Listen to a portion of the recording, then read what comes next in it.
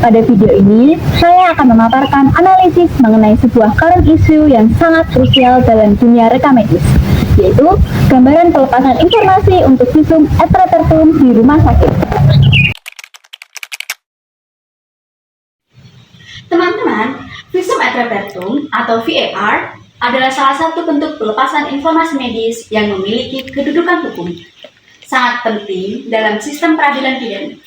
Berdasarkan Permenkes nomor 24 tahun 2022 pasal 32, kerahasiaan rekam medis pasien wajib dijaga kecuali jika ada perintah resmi dari pengadilan atau kepentingan hukum lainnya. Namun, kenyataan di lapangan menunjukkan adanya tantangan besar. Berdasarkan survei Kementerian Kesehatan tahun 2022, tercatat bahwa 73% rumah sakit di Indonesia belum memiliki prosedur tertulis yang jelas mengenai pelepasan informasi medis untuk keperluan visum. Masalah ini diperparah oleh data penelitian Setiawan tahun 2021 yang menyebutkan 42 rumah sakit mengalami keterlambatan dalam memenuhi permintaan visum. Padahal rata-rata waktu pemrosesan normal berkisar antara 3 sampai 5 hari. Tetapi 25% diantaranya justru memakan waktu hingga lebih dari 1 minggu.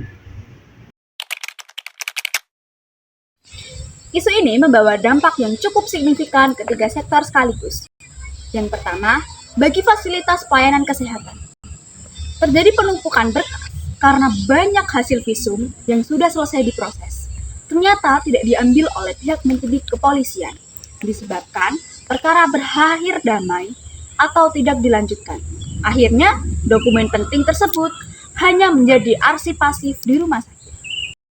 Lalu yang kedua, bagi SDM kesehatan seperti kita, praktisi PMIK, dan dokter, minimnya pemahaman mengenai aspek hukum dan etika menimbulkan kendala implementasi di lapangan.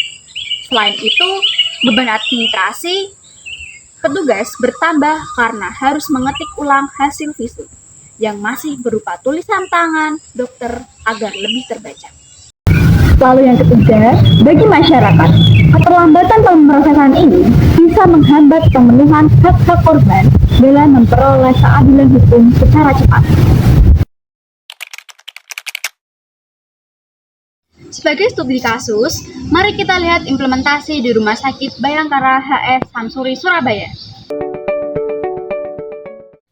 Secara umum, rumah sakit tersebut sudah memiliki alur SOP yang baik, dimulai dari penyidik membawa surat permintaan visum atau SPF, lalu meminta persetujuan direktur rumah sakit, serta pencarian rekam medis oleh petugas PMIK, hingga pemeriksaan oleh dokter penanggung jawab.